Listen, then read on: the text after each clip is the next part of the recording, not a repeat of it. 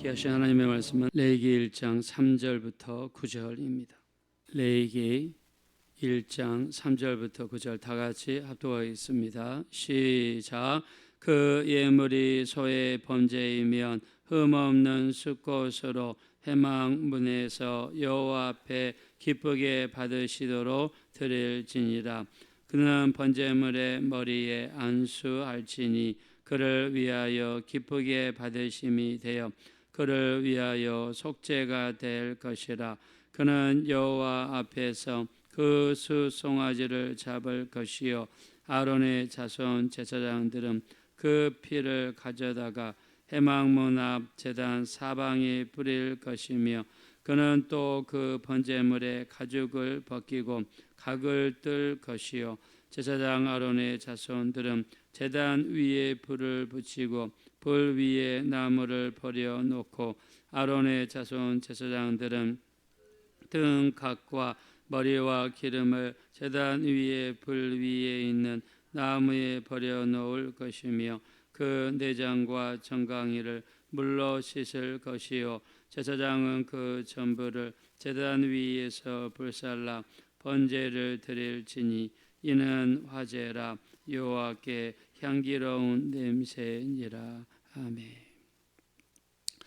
네, 우리가 지난 시간까지 출애굽기에 대해서 살펴보았습니다. 출애굽기는 1장부터 40장까지 이스라엘 백성들을 거룩하게 하신 후에 시내산으로 모이게 하셨고, 시내산에 모여 있을 때 하나님께서는 모세를 산 꼭대기로 부르셨습니다. 그리고 이스라엘 백성들에게 하나님의 성막을 만드는 방법을 구체적으로 말씀하셨죠. 그래서 출애굽기 25장부터 31장까지는 성막에 대한 설계도였다. 32장과 33장은 금송아지를 만드는 사건이었다. 그래서 33장부터 40장까지는 출애굽기 마지막이 40장이죠. 성막을 제조하는 과정을 설명을 드렸습니다. 자, 우리가 이 출애굽기에서는 하나님을 섬길 수 있는 공간이 성막이다라고 이야기를 한다면, 레위기에서는 하나님을 섬기는 방법이 제사다. 하나님을 섬기는 사람들은 제사장이다.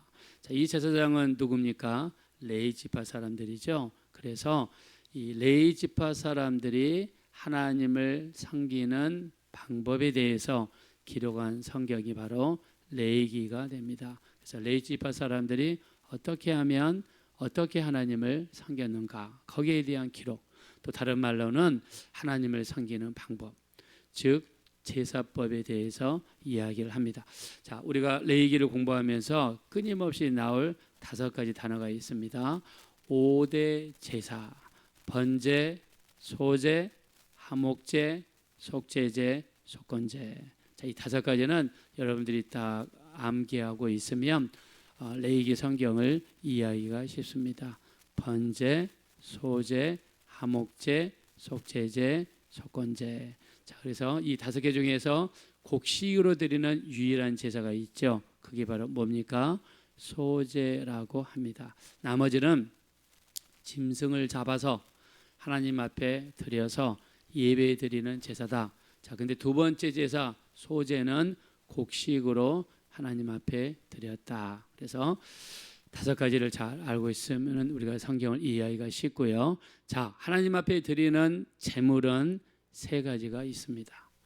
정확하게 4가지가 있습니다. 첫째, 송아지. 2번째, 양. 3번째, 염소. 4번째, 비둘기가 있습니다. 자, 부자는 반드시 송아지로 드리게 돼 있고요. 중산층은 양이나 염소를 드리게 돼 있습니다. 그리고 가난한 사람들을 위해서 비둘기를 드리도록 허락하셨습니다. 자, 근데 비둘기는 집에서 길러서 하나님 앞에 드리는 사람들이 많았고요. 자, 그것도 없는 사람들은 제사를 드리기 전에 산에 올라가서 산 비둘기를 잡아가지고 하나님께 드렸습니다. 뭐 어떻게 드렸는지는 모르지만 우리나라를 보면은요, 이렇게 술에다가 담근 쌀을 이 술에다가 오랫동안 이렇게 딱 담가 놓습니다. 자, 그러면 그거를 밖에다가 뿌리면 그것을 먹고 술에 취한 비둘기들이 쓰러지죠. 자, 그렇게 해서 뭐 잡는 방법도 있지만 자, 성경에서는 어떻게 잡았는지 알 수는 없습니다. 자, 그래서 하나님께서는 각 가정, 각 사람의 처지에 맞게 들이되 꼭 비싼 것만을 요구하지 않으신다. 각 사람의 처지에 맞게 하나님 앞에 드렸습니다. 자, 근데요, 제사장들이 범죄했을 때는 반드시 송아지를 드리게 되어 있습니다. 자, 송아지를 하나님 앞에 드리면서 이렇게 죄를 용서해 달라고 기도를 드렸습니다. 자, 송아지를 드리는 의미가 무엇일까요? 자, 제사장은 주의 종이죠. 자, 내가 죄를 지으면 송아지를 사야 됩니다. 근데 송아지가 쌉니까? 비싸잖아요. 그래서 제사장들, 주의 종들이 지은 죄에 대해서는 엄하게 하나님이 요구하신다. 그래서 많이 맡은 자에게는 더 많은 것을 요구하시는 하나님이시다. 꼭 주의 종만이 아니죠. 교회에도 중직들이 계십니다. 우리 권사님들, 안수집사님들, 장로님들이 지은 죄에 대해서도 하나님께서 엄하게 물으실 수가 있겠죠. 평신도보다 집사님들이 지은 죄에 대해서 하나님이 더 엄하게 판단할 수 있다는 것입니다. 자, 그래서 레위기는 하나님을 어떻게 섬길 것인가? 그게 바로 제사다.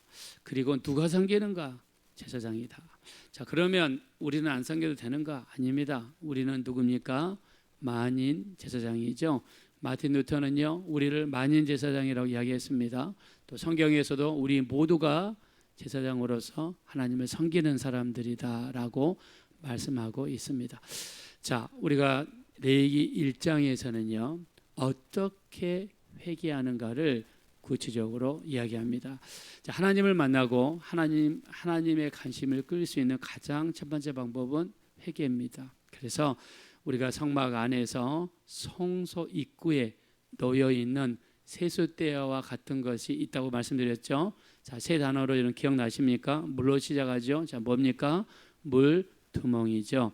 자, 물두멍은 여자들의 놋 거울로서 만들었기 때문에 투명한 물에 비치는 자기의 얼굴을 볼 수 있다라고 말씀을 드렸습니다.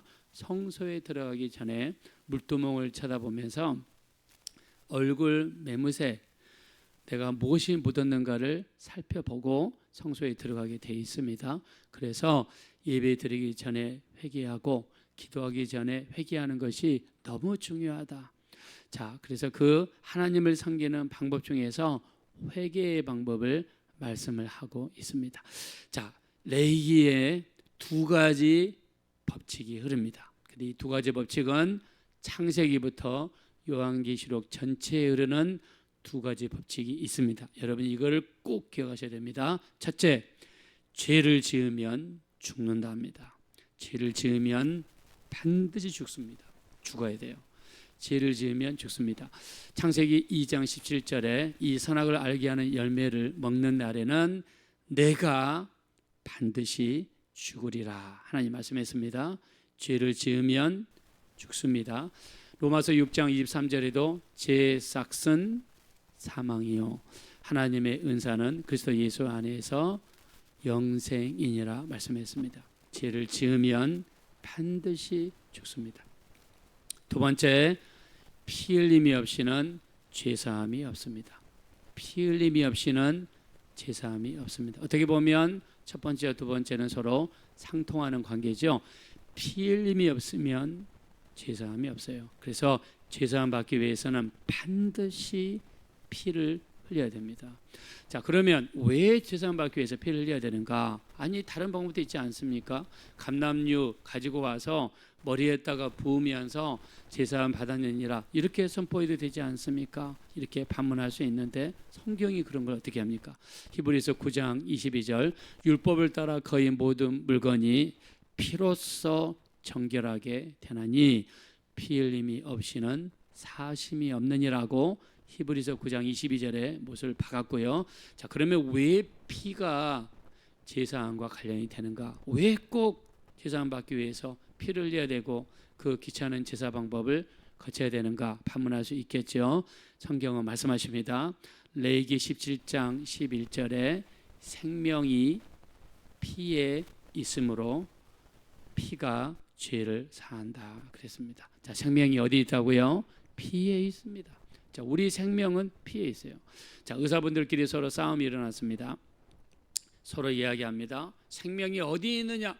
그랬더니 심장 관련된 선생님이 이야기합니다. 생명은 심장에 있습니다. 심장이 멈추면 사람이 죽습니다. 그랬더니 옆에 있는 폐에 관련된 흉부외과 선생님이 이야기합니다. 아닙니다. 심장은 폐에 있습니다. 폐가 멈추면 사람이 죽습니다. 그랬더니 옆에 있는 혈관계 의사 선생님이 이야기합니다. 아닙니다. 생명은 피에 있습니다.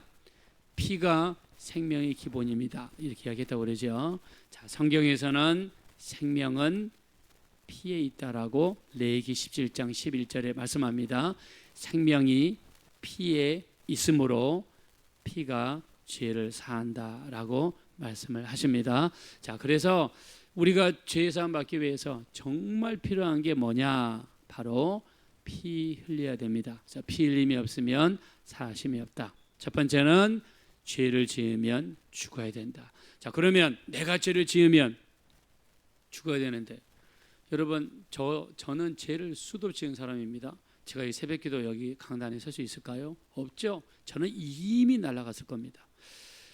자, 하나님께서는 죄를 지을 때마다 사람이 다 죽어버리면 이 세상에 사람이 남아있을 이유가 없죠.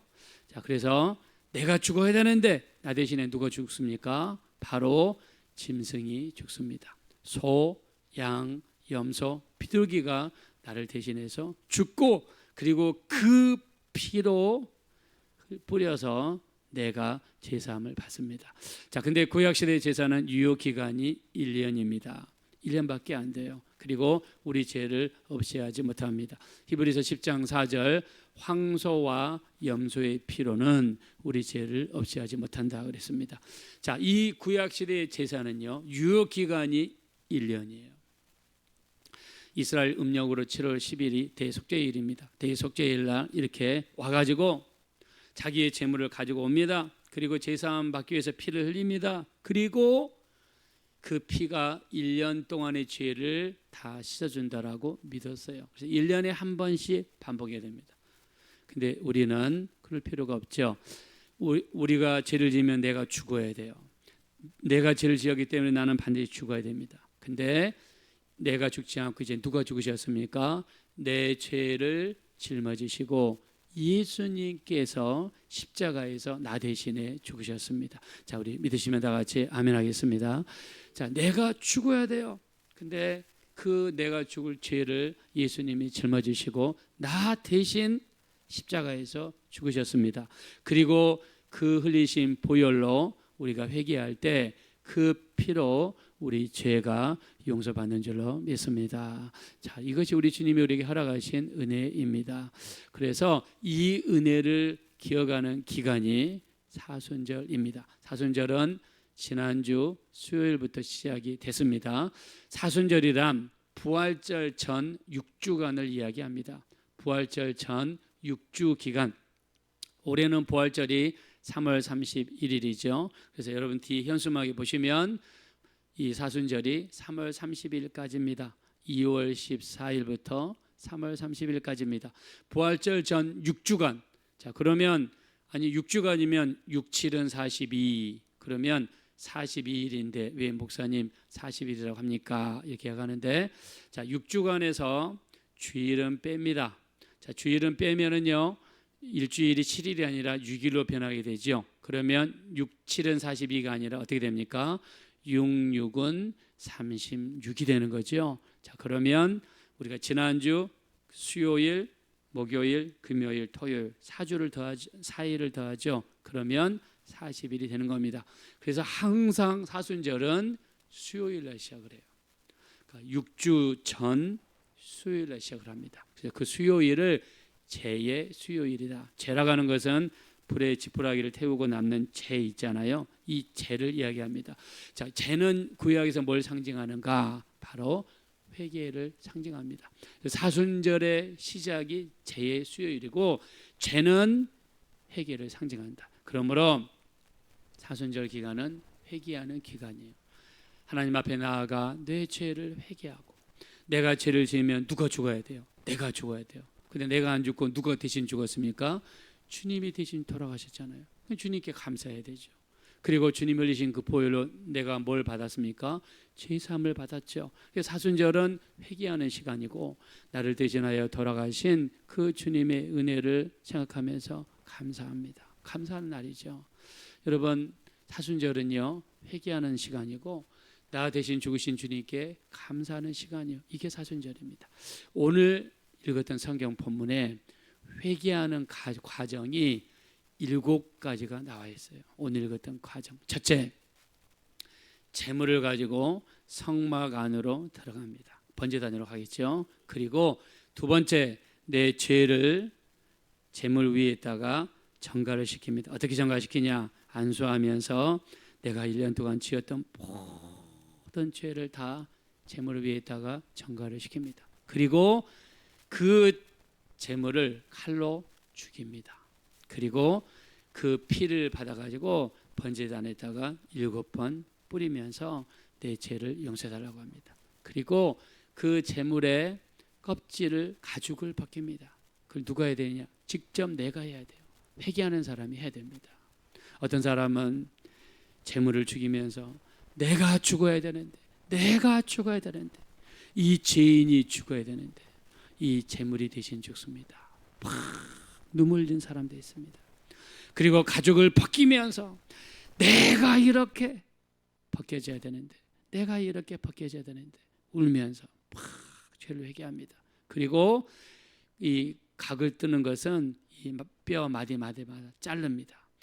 이 무릎을, 재물의 무릎을 자르고, 팔꿈치를 자르고, 몸통을 자르고, 그 다음에 내장을 빼내고, 그 다음에 이 철저하게 분리해서 이 재물을 분리해서 정갈하게 모아가지고 제사장한테 드리면, 마지막 7번째 제사장은요 번제단 위에다 올려놓고 재물을 태웁니다. 자, 첫 번째부터 6번째까지는 회개하는 사람이 다 해야 되는 거예요. 내가 재물도 선별해서 이렇게 흠없고 점없는 재물을 선별해서 하나님께 가져와야 돼요. 자, 근데 믿음이 없는 사람들은 어떻게 합니까? 그냥 하나님 앞에 드릴 때 형식적으로 드리는 거예요. 에이, 매년마다 하는 거, 에이, 하나님이 뭐 받으실까? 뭐 이렇게 하는 사람들은요 재물을 가지고 갈 때 자기 집에서 살지고 튼실한 것은 집에 놔두고요, 눈먼 것, 정 것, 병든 것만 주님께 가져왔어요. 그래서 하나님께서 뭐라고 말씀하십니까? 말라기 1장 6절, 내 이름을 멸시하는 제사장들아, 내가 너희의 아버지일진데 나를 공경함이 어디에 있느냐? 종도 이 주인을 공경하고 아들도 아버지를 공경하는 나를 경외함이 어디에 있느냐? 우리가 언제 하나님의 이름을 욕되게 하였나이까? 내게 더러운 떡을 드리고도 어찌 그런 말 하느냐? 너희가 내게 병든 것, 정 것, 눈먼 것을 드리고도 언제 우리가 주의 이름을 욕되게 하였나이까 하는도다. 그것을 너희 총독에게 갖다 주어봐라. 그들이 그것을 받겠으며 너희를 기뻐하겠느냐? 내 제단 위에 헛되이 불사르지 못하게 너희 중에 성전문을 닫을 자가 있으면 좋겠도다. 내가 너희를 기뻐하지 아니하며 너희 손으로 드린 것을 받지 아니하리라 말씀했습니다. 하나님 앞에 나와 재물을 드리는데 자기를 위해서는 좋은 것, 건강한 것, 튼실한 것 뒤에 숨겨놓고 하나님께는 병든 것, 정 것, 그 다음에 이런 걸 드렸단 말입니다. 하나님께서 말씀하시죠. 내 제단에서 헛되이 불사르지 못하게. 자, 그러니까 하나님께 재물을 가져올 때 흠없고 점없는 가져와야 되는데 형식적으로 가져온다는 거예요. 첫 번째, 흠없고 점없는 것을 골라서 내 대신에 죽을 재물입니다. 내가 죽어야 되는데 얼마나 고맙습니까?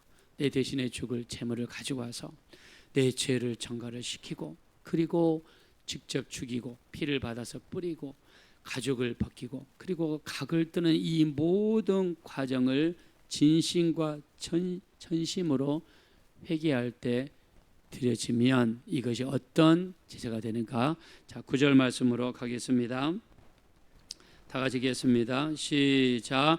그 내장과 정강이를 물로 씻을 것이요 제사장은 그 전부를 제단 위에서 불살라 번제를 드릴지니 이는 화제라 여호와께 향기로운 냄새니라. 아멘. 자, 이렇게 드려진 회개 제사가 향기로운 냄새라고 이야기했습니다. 무슨 말입니까? 하나님이 기뻐하시는 회개의 제사가 된다는 거죠. 사순절 기간 동안 우리가 이렇게 회개했으면 좋겠습니다. 내가 죽어야 되는데 내 대신 짐승이 죽었죠. 자, 그 짐승을 드리는 자는 죽여야 됩니다. 피를 받고 뿌려야 됩니다. 가죽을 벗겨야 됩니다. 각을 떠야 됩니다. 그러면서 정말 하나님께서 이 제사 방법을 준비하지 않으셨으면 내가 죽어야 되는데, 내가 이렇게 죽어야 되는데, 이 죄인, 내가 지은 것은 죄요, 내가 행한 것은 불순종밖에 없는데 내가 이렇게 죽어야 되는데, 죽지 못한 나의 모습을 보면서 정말 통회하는 심정으로 회개할 때 그 회개의 제사가 향기로운 제사가 되어서 하나님을 기쁘시게 할 줄로 믿습니다. 우리 이번 사순절 또 우리 레이기 어쩌면 이렇게 일치가 돼서 감사하기도 한데요, 정말 진심을 다하는 회개, 마음을 다하는 회개를 들으셔서 하나님께 향기로운 예배, 향기로운 기도, 향기로운 여러분의 삶이 되어주셔서 하나님께서 받으실 만한 복된 신앙생활 되어주시기를 예수 이름으로 축원합니다. 이 시간 기도하실 때 참으로 우리 하나님 앞에 나갈 때 하나님이 원하시는 것은 통회하고 자복하고 우리 그런 심정을 원하신다 말씀하셨습니다. 우리가 회개할 때에도 정말 내 재물, 내 대신 죽을 질 그 재물을 가지고 가서 내가 직접 안수하고 죽이고 피를 뿌리고 가죽을 벗기고 각을 뜨는 심정으로, 지금은 우리가 제사하는 시대가 아니지만 정말 주님께 나아갈 때 그런 심정으로 온 마음을 다해 온전한 회개에 드려서 하나님이 기뻐하는 예배, 기도, 신앙생활 감당할 수 있도록 붙들어 주십시오. 특별히 사순절 기간 동안 주님이 우리를 대신하여 죽으신 그 은혜에 감사하며 그 은혜를 기념하며 또 주님 뜻대로 살리라 작정할 수 있는 우리가 되게 해달라고 합심으로 간절히 기도하겠습니다. 허락하시고 아버지 하나님, 지심으로 감사합니다. 사순절 기간을 맞이하여서 우리가 온전히 주님 앞에 드려지기를 원합니다. 특별히 우리 성경에 흐르는 법칙, 죄를 지으면 죽어야 됩니다. 또 피 흘림이 없이는 죄사함이 없다는 것을 알았습니다. 존귀하신 하나님이시여, 우리가 이번 사순절 기간 동안 내가 죽어야 되는데, 죄를 지으면 내가 죽어야 되는데 주님이 대신 돌아가셨습니다. 내 죄를 짊어지시고 돌아가셨습니다. 우리 주님의 은혜에 진심으로 감사합니다. 주님이 나를 대신하여 죽으셨고 우리 주님이 흘리신 보혈로 내 죄사함을 받았습니다. 우리 주님의 은혜에 정말 감사합니다. 그 주님의 은혜에 젖어서 우리 살아갈 수 있는 우리가 될 수 있도록 우리 하나님 인도해 주십시오. 우리는 너무나 부족하고 연약합니다. 온전한 회개에 올려드리게 도와주세요. 온전한 회개에 감당하게 도와주세요. 주님의 피를 의지합니다. 예수님의 보혈로 정결하게 도와주시고 깨끗하게 도와주시고 살아계신 하나님을 온전히 뵐 수 있도록 우리 하나님 역사하시고 우리 하나님 인도하여 주시옵소서.